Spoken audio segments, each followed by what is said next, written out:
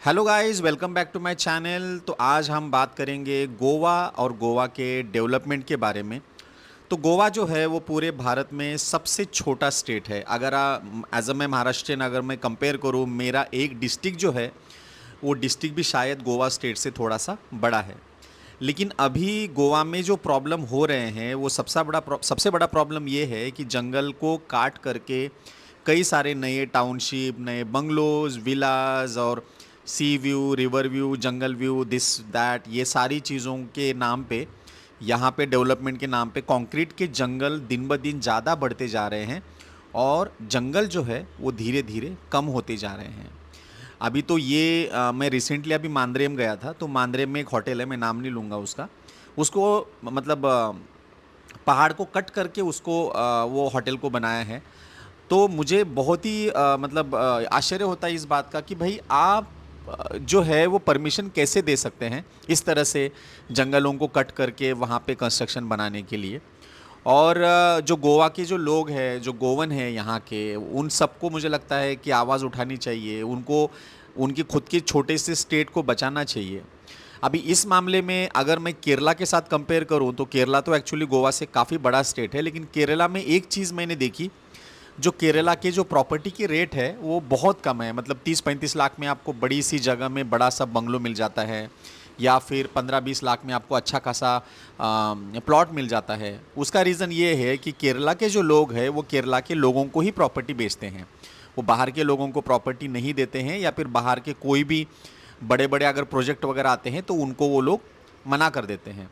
हालांकि मैं ये नहीं कह रहा हूँ कि 100% ये बात सही हो सकती है, लेकिन कहीं ना कहीं वो अपने स्टेट को, अपने कल्चर को और अपने आने वाले जनरेशन के लिए ये सारी चीज़ें शायद वो कर रहे हो।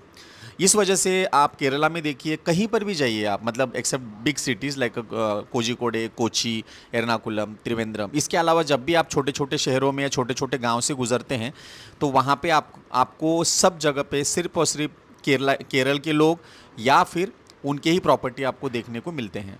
और ये चीज़ें मुझे लगता है कि गोवा में भी होनी चाहिए थी, लेकिन अभी गोवा में वो दूर दूर तक दिखाई नहीं दे रहा है। और ये सोशल मीडिया की वजह से मान लो अगर कोई चीज़ अगर वायरल हो जाती है, जैसे एग्जांपल कोई वाटरफॉल वायरल होता है, कोई हिडन बीच वायरल होता है, तो जैसे ही वायरल हो जाता है इमीडिएटली फटाफट वहाँ पे प्रॉपर्टी जो है होटल बन जाते हैं, कैफ़े बन जाते हैं, ढाबे ढाबे बन जाते हैं, क्लब बन जाते हैं। समझ में नहीं आता इतनी झटपट कैसे मतलब ये सारी चीज़ें होती रहती है। जैसे एग्जांपल अभी मैं वहाँ पे गया था काबोदी रामा। कुछ सालों पहले तक काबोदी रामा में कुछ नहीं था, यकीन मानिए कुछ भी नहीं था। और अभी मैं गया, बड़े बड़े होटल बने हैं, चाय मिल रही है। और वहाँ पे क्या है, काबोदी रामा में क्या है, तो एक ब्यूटीफुल सा व्यू है, बाकी वहाँ पे कुछ भी नहीं है। उसके बावजूद भी वहाँ पे ये सारा कंस्ट्रक्शन हो चुका है। अभी कुछ लोग कहते हैं कि ये टेम्पररी है, 6 महीने के लिए है, 6 महीने में बंद रहता है। लेकिन जो भी है, आपने तो सारा जंगल कट करके ही तो बनाया है ना वहाँ पे। तो ऑब्वियसली वो साल भर के लिए क्या, लाइफ टाइम ही वहाँ पे कुछ अभी उगने वाला है ही नहीं। तो ये चीज़ें जो है वो दिन ब दिन बड़ी बदतर होती जा रही है गोवा में। और सबसे ज़्यादा बुरा हाल जो है वो नॉर्थ गोवा का है। नॉर्थ गोवा में तो काफ़ी तेज़ी से जंगल और जंगल की जो कटाई है वो काफ़ी ज़्यादा तेज़ी से हो रही है। इवन मैंने तो सुना था कि, मैंने पढ़ा भी था, गोवा से लेके बेलगाम का जो हाईवे है तो वहाँ पे भी अनमोड घाट जो है वो काफ़ी सेंसिटिव वेस्टर्न घाटों में से एक है। तो वहाँ पे भी बहुत सारे उन्होंने पेड़ वगैरह कट करके वो रोड डबल बनाया, लाखों पेड़ कटे हैं। और वो पेड़ कहाँ गए हैं, कौन से 100 मील में गए हैं, उसका क्या हुआ, उसके बारे में कोई नहीं जानता। सेम सिचुएशन यहाँ पणजी में भी है। पणजी में भी कई सारे बड़े बड़े जो बनियन ट्री है उसको कट कर दिया किसी ने, उसको निकाल के दूसरी जगह पे लगा दिया। वो तो बहुत ही फ़नी लगा मुझे, क्योंकि आप 200-300 साल पुराना पेड़ कट करके उसका छोटा सा एक लकड़ी का टुकड़ा आप दूसरी जगह पे लगा देते हो और बोलते हो कि हमने फिर से उसको ज़िंदा रखा है। तो इससे बड़ा फ़नी चीज़ मुझे नहीं लगता है कि कहीं पे है। परवरिम पंजिम जो हाईवे है, मापसा पंजिम, वहाँ पे परवरी में भी बहुत सारे जंगल कट कर चुके हैं। और वो मैंने खुद आंखों से देखे, क्योंकि जब भी मैं जाता था इतना सुंदर लगता था।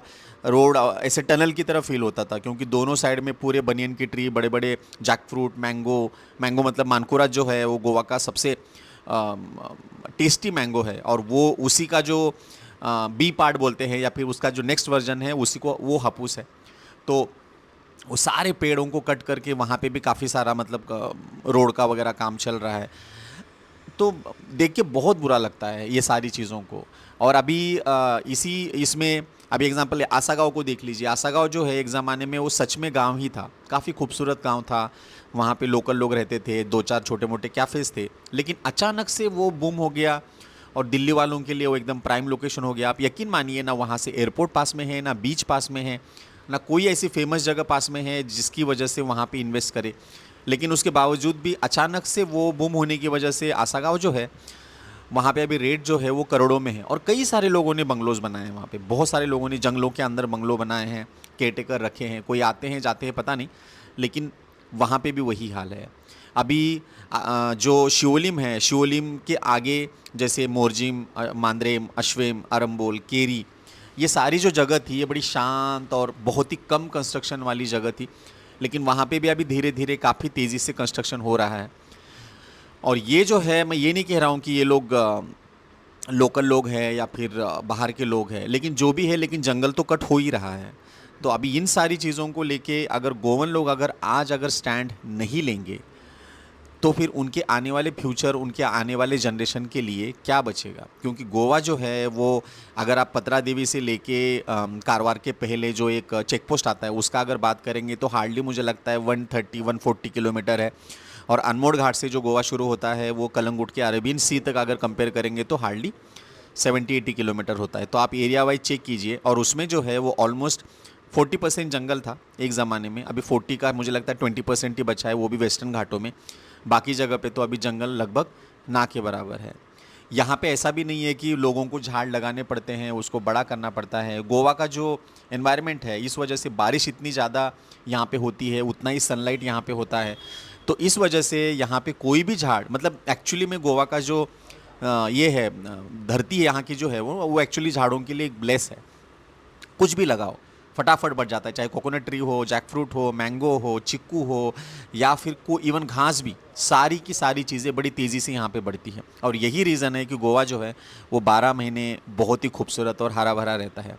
लेकिन अभी इसी को बर्बाद करने में बहुत सारे लोग अभी लगे हुए हैं। तो मुझे लगता है कि यहाँ के जो लोग हैं, लोकल लोग हैं, यहाँ के जो पॉलिटिशियन हैं, वो सारे लोग छोटे मोटे चीज़, थोड़े पैसों के चक्करों में अपने आने वाले जनरेशन को बर्बाद करने के बजाय अगर अभी से अगर सेव करेंगे, इसके लिए कोई नया लॉ लाएंगे, तो मुझे लगता है गोवा बचने में बचा सकते हैं। और अभी भी उतना टाइम नहीं गया है। नहीं तो अगर इस तरह से चलता रहा तो मैं दावे के साथ कह सकता हूँ आने वाले 40-50 सालों में गोवा जो है मुंबई की तरह कंक्रीट का जंगल बन जाएगा।